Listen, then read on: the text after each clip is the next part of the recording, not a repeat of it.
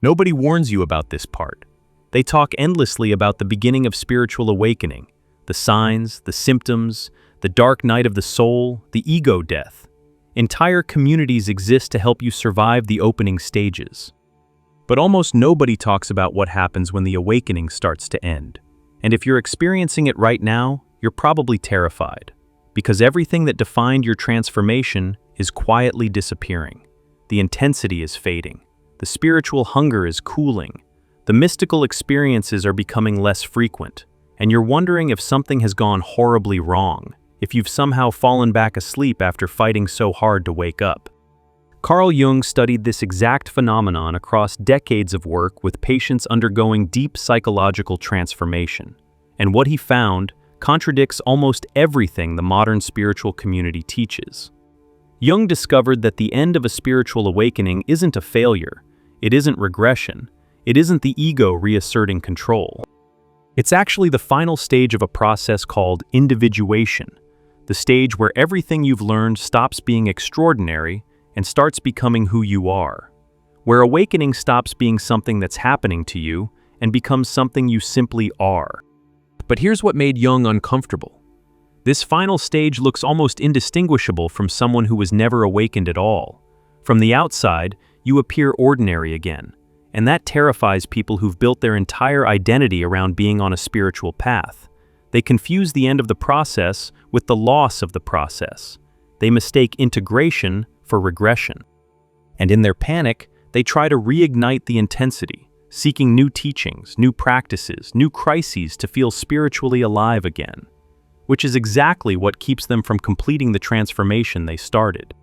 Today I'm going to show you the 5 specific signs Jung identified that indicate your spiritual awakening is reaching its natural completion, why each sign feels like loss, even though it's actually arrival, and what's really happening in your psyche when the fire of awakening starts to cool into something quieter, deeper, and far more powerful than the blaze that came before.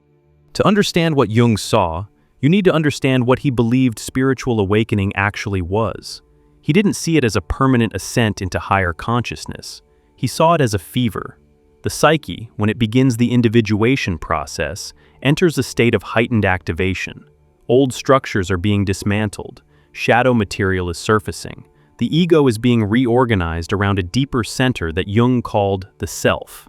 And all of that activity creates intensity, emotional upheaval, vivid dreams, synchronicities, a feeling that reality itself is shifting beneath your feet.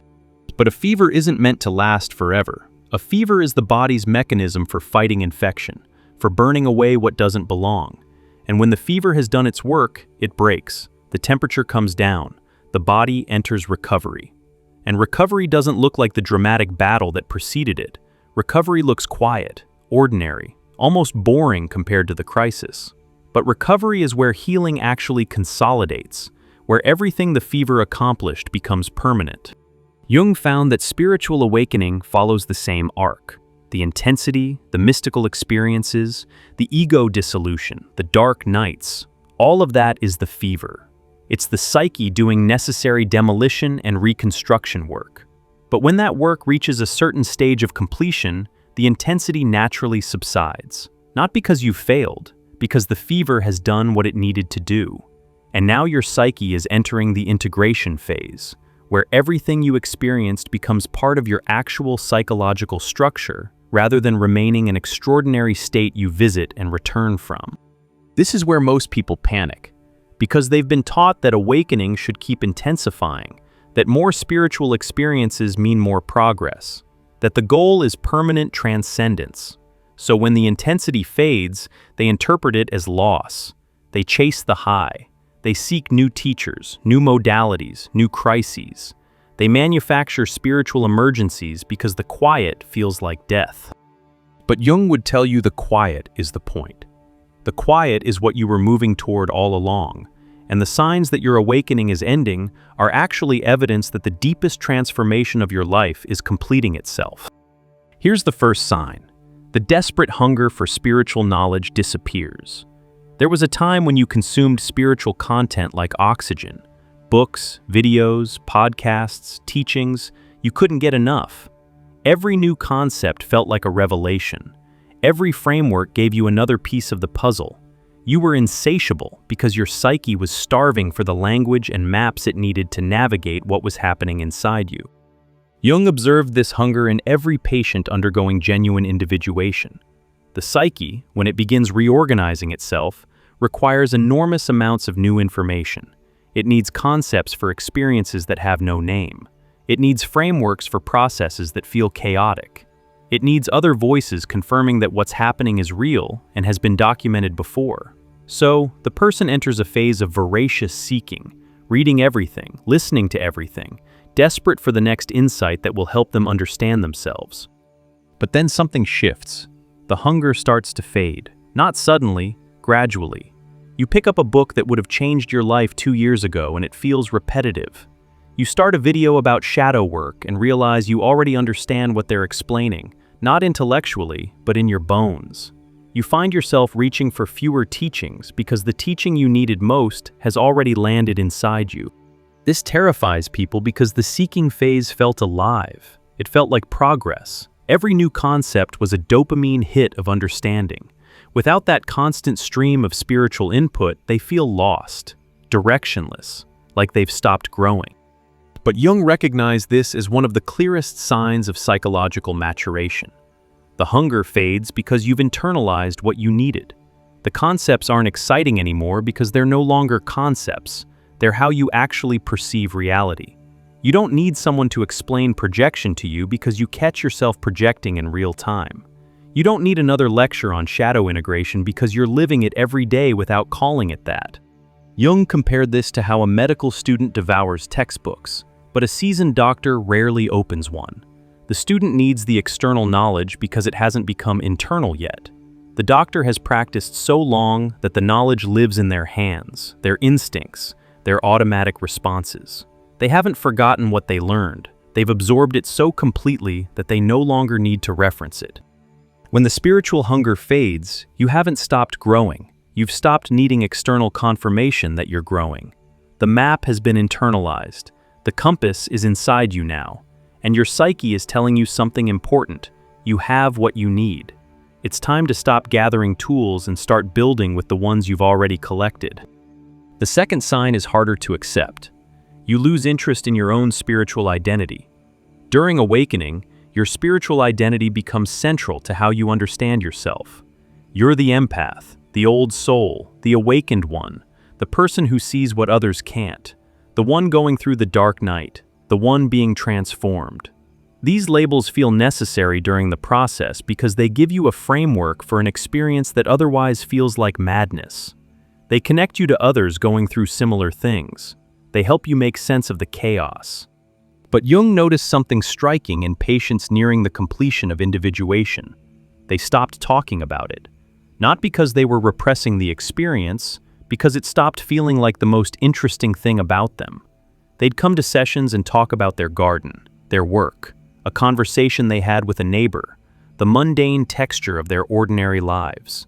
And when Jung would reference their transformation, they'd acknowledge it briefly and move on, like discussing a surgery they'd recovered from. Important, yes. Life-changing, certainly, but not the center of their current attention. Jung called this the dissolution of the spiritual persona. During awakening, you develop a spiritual identity, a persona, in Jungian terms, that organizes your experience. This persona is necessary during the crisis. It gives your ego something to hold on to while the old structures are collapsing.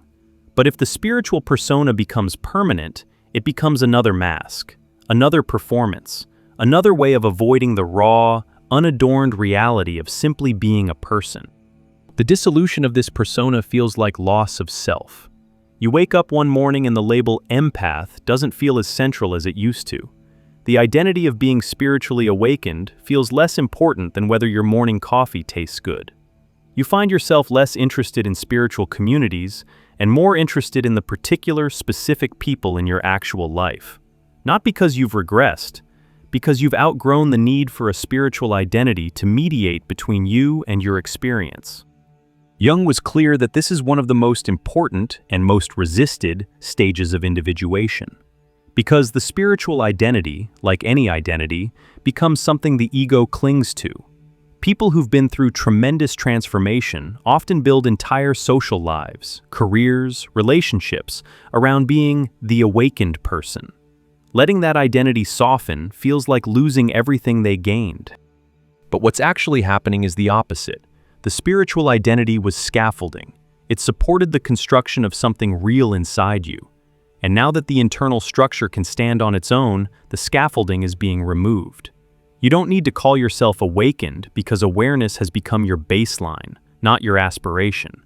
You don't need the label empath because perceiving deeply is just how you experience Tuesday afternoon.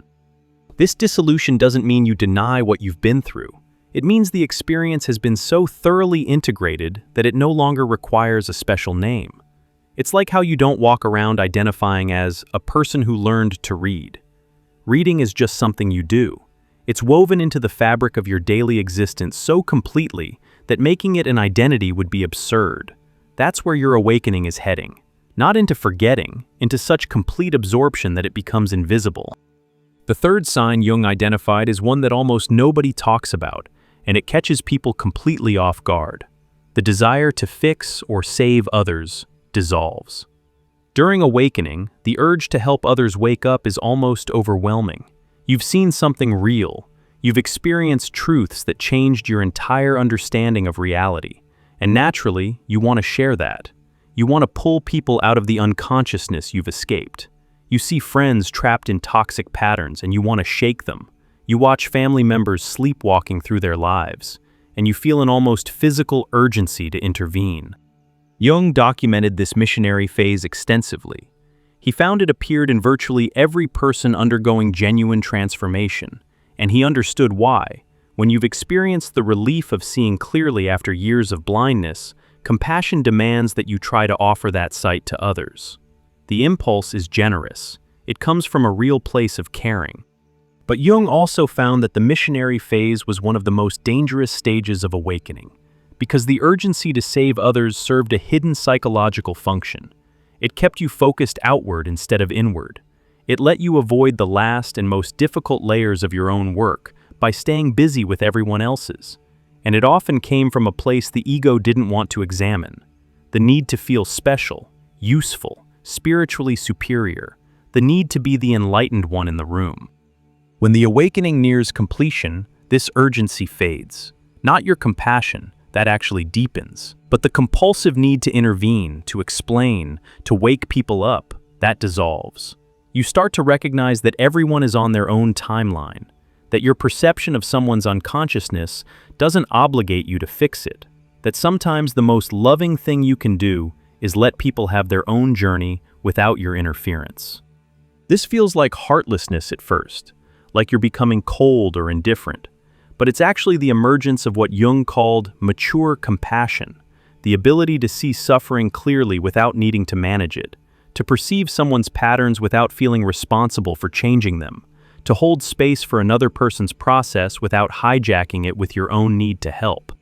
And if that shift has been stirring inside you, the pull away from fixing others and toward understanding yourself more honestly, that's not indifference. That's your psyche completing what it started. There's a guide that might meet you where you are right now. It's called True Self-Discovery. 24 practical reflection exercises drawn from Jung's own teachings, designed to help you navigate exactly this kind of inward turning. The link is below if you want to explore it. But let's keep going, because the next sign is one that often triggers the most resistance. The fourth sign is that the extraordinary becomes ordinary, and you don't mourn it. During the height of awakening, reality itself seemed to shimmer. Synchronicities were everywhere. Dreams carried messages that felt cosmic. You'd think of someone and they'd call. You'd ask a question internally and the answer would appear in a book that fell off a shelf. The veil felt thin. The universe felt responsive. Everything was charged with meaning. Jung studied synchronicity extensively and believed these experiences were genuine manifestations of the deep connection between psyche and world. He didn't dismiss them, but he also observed something crucial about their role in the individuation process. The frequency and intensity of synchronistic events corresponded to periods of maximum psychological reorganization. When the psyche was undergoing its most dramatic restructuring, the boundary between inner and outer reality became more permeable. Meaningful coincidences clustered because the archetypal forces driving the transformation were at peak activation. But as the transformation consolidated, the synchronicities quieted. Dreams became less cinematic. The sense of living inside a meaningful narrative softened into something more like simply living. Reality stopped shimmering and started just being there, solid, quiet, ordinary. Jung found that this transition devastated many patients. They'd interpreted the mystical experiences as proof they were on the right path. When those experiences faded, they felt abandoned by whatever force had been guiding them. They tried to manufacture synchronicities through magical thinking. They desperately searched for signs and meanings in random events. They couldn't accept that the extraordinary phase was ending. But Jung saw this differently. He recognized that the extraordinary experiences were symptoms of the transformation, not the transformation itself. They were byproducts of intense psychological activity, like the sparks that fly when metal is being forged. The sparks are impressive, beautiful, even mesmerizing, but they're not the sword. The sword is what remains after the forging is complete and the sparks have stopped flying. When the extraordinary becomes ordinary, it doesn't mean the magic has left your life. It means the magic has become so integrated into your perception that it no longer registers as remarkable. You don't gasp at synchronicities because you're living in constant, quiet alignment with something deeper. You don't need dramatic dreams because the communication between your conscious and unconscious mind has become fluid enough that it doesn't need the drama of symbolism to get through. Jung used an analogy that his patients found both humbling and liberating. He compared it to falling in love. The early stages are intoxicating. Every moment is electric. Every touch sends shockwaves. Every conversation feels like the most important exchange in history. But long-term love doesn't maintain that voltage. It becomes quieter, deeper, less dramatic, but more reliable. And no one who understands love would trade the deep, steady warmth for the early fireworks. The fireworks were beautiful, but they weren't the relationship. They were just the beginning. Your awakening is the same. The extraordinary experiences were the beginning. The ordinary life you're returning to, but returning to as a fundamentally different person, is the destination. And the fact that you can inhabit ordinary life without desperate craving for the mystical means your psyche trusts its own transformation enough to stop producing constant proof that the transformation is real. The people who never complete their awakening are the ones who refuse this transition. They chase the extraordinary forever.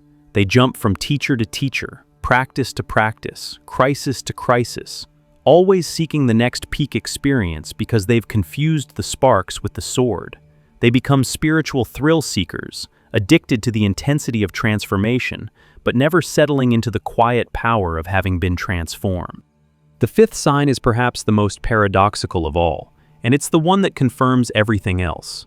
You stop thinking of yourself as someone who had a spiritual awakening, not because you deny it happened, not because you've forgotten, but because the category itself no longer feels relevant. It's like asking a butterfly whether it remembers being a caterpillar.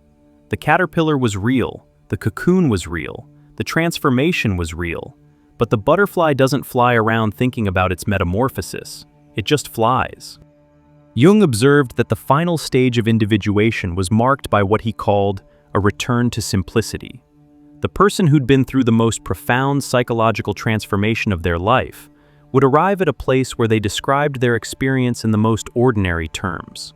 Not because they were minimizing it, because the language of spiritual awakening no longer captured their reality. The frameworks, the terminology, the stages and signs and symptoms, all of it belonged to a phase that had completed. This baffled people who were still in the midst of their own awakening. They'd meet someone who'd clearly been through a deep transformation. You could feel it in their presence, their groundedness, the quiet depth behind their eyes. And they'd ask about their spiritual journey. And the person would shrug, not dismissively, just honestly. They might say something like, "I went through a difficult time. I learned a lot about myself. Things are different now." No cosmic language, no references to ego death or dark nights or higher consciousness. Just a human being who went through something hard and came out changed. Jung found this simplicity profoundly significant. because the spiritual language, the awakening framework, the entire vocabulary of transformation, these exist to help you navigate the process while you're in it. They're communication tools for a specific phase. But when the phase completes, clinging to the vocabulary keeps you identified with the process rather than with the person who emerged from it. Think about it this way. If you broke your leg and spent months in physical therapy, the language of recovery would dominate your life during that period. Flexion, extension, weight-bearing, range of motion. You'd speak fluently in rehabilitation terminology because it was relevant to your daily reality. But 2 years later, when you're hiking and dancing and living fully in your restored body, you don't still speak in physical therapy terms. You don't introduce yourself as someone in recovery from a broken leg. You just walk. The walking is the proof. The vocabulary has become unnecessary. Jung would tell you that arriving at this simplicity is the most reliable sign that your awakening has done what it came to do. You don't need to frame your existence in spiritual terms, because your existence has become the embodiment of what those terms were pointing toward. Presence isn't something you practice, it's how you move through a room. Awareness isn't a state you cultivate, it's how you listen to someone speak. Integration isn't a goal, it's the fact that you no longer feel at war with parts of yourself. And the most beautiful part of this final sign is the peace it brings. Not the dramatic peace of transcendence, not the blissful peace of peak experiences, but the ordinary peace of a person who is no longer fighting themselves, who has stopped trying to be spiritual and started just being human, who has released the need for their life to be extraordinary and discovered that ordinary life, lived by someone who has genuinely been transformed, is more profound than any mystical experience ever was. Jung wrote about this in ways that his more mystically inclined followers sometimes resist. He insisted that the goal of individuation was not to become superhuman, but to become fully human, not to transcend the ordinary, but to inhabit it completely, not to escape your humanity, but to finally, thoroughly arrive in it. And arriving in your humanity means the spiritual identity dissolves, because it's no longer a separate thing from your daily self. There's no boundary between spiritual you and regular you. There's just you. Now here's what Jung wanted people to understand about all 5 of these signs taken together. They represent the completion of a cycle, not the end of growth. Individuation doesn't stop when the awakening integrates. It continues for the rest of your life. But it continues in a different register, quieter, subtler, more woven into the texture of ordinary existence, rather than erupting in dramatic crises and mystical experiences. Think of it as the difference between a revolution and a civilization. The revolution is loud, dramatic, world-changing. It tears down old structures and demands something new. But the revolution doesn't last forever. At some point, if it's successful, it transitions into the quieter, harder, more sustained work of building a civilization. The revolution gets the glory. The civilization does the actual living. Your awakening was the revolution. These 5 signs indicate that the revolution has succeeded, and now the civilization building begins. And civilization building doesn't look like revolution. It looks like going to work, making dinner, having conversations, tending relationships, living the ordinary life that your transformation has made possible for the first time. This is why Jung warned against the worship of the awakening process itself. He saw people who got addicted to the crisis of transformation, who kept tearing things down because they'd never learned how to build, who kept seeking the next ego death because they didn't know how to live in the ego that emerged from the last one, who kept chasing the fever because they were afraid of what health actually required of them. Health requires showing up for ordinary life as the person your transformation made you. It requires taking the awareness you've gained and applying it to the mundane, to how you speak to your partner, how you handle frustration at work, how you respond when someone cuts you off in traffic. It requires letting your spiritual growth become invisible because it's so thoroughly expressed in the small, unremarkable moments of your daily existence. Jung believed this was the most demanding phase of all, because during the awakening you had the intensity to carry you. You had the sense of cosmic significance driving you forward. You had the spiritual community validating your journey. But in the integration phase, you have none of that. You just have your life. And you have to live it with the depth and awareness you've gained, without anyone acknowledging what you're doing, without any external confirmation that you're on the right path. This is where genuine faith lives. Not faith in a higher power or a cosmic plan, but faith in your own transformation. Faith that what happened inside you was real, even though no one can see it. Faith that the person you've become doesn't need external validation to exist. Faith that the quiet, ordinary life you're living is the most authentic expression of everything your awakening was trying to produce. If you're experiencing these 5 signs, the fading hunger for spiritual content, the dissolution of your spiritual identity, the release of the need to save others, the extraordinary becoming ordinary, and the letting go of the awakening narrative itself, you're not losing your awakening, you're completing it. You're entering the phase that very few people reach because most get addicted to the process and never let it finish.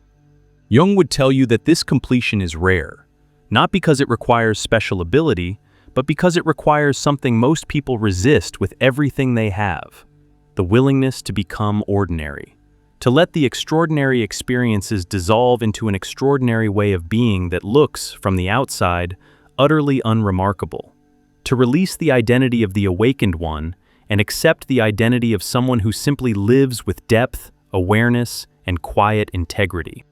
This is individuation in its mature form. Not the dramatic crisis of the early stages, not the mystical fireworks of the middle stages, but the settled, grounded, almost invisible completion of a process that changes everything while appearing to change nothing. You walk the same streets, you do the same work, you interact with the same people, but you do all of it as someone who has been through the fire and come out the other side, not untouched, but thoroughly forged. The spiritual community rarely celebrates this phase because it doesn't look impressive, it doesn't generate content, it doesn't create dramatic testimonials. The person who's completed their awakening doesn't write books about it or post about it or build a following around it. They just live, quietly, fully, with a depth that the people closest to them can feel but can't quite name. Jung spent the last years of his life in this phase.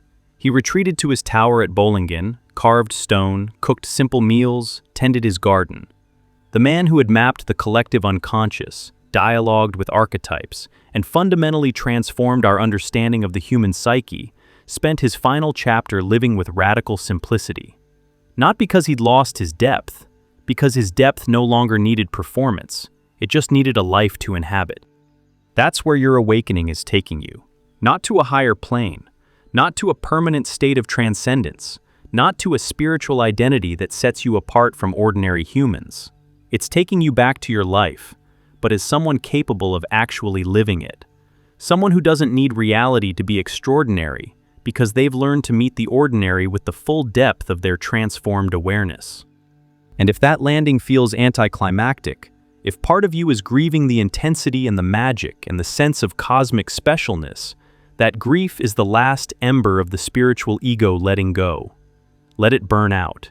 What remains when that ember goes cold isn't emptiness. It's the quiet, unshakable ground of a person who doesn't need to be awakening anymore because they've arrived at something far more difficult and far more real. They've arrived at themselves, in an ordinary life, on an ordinary day. And that, Jung would tell you, is the entire point. If this resonated with where you are right now, if you've been sensing this shift and needed someone to name it, there's something that might help you honor this transition.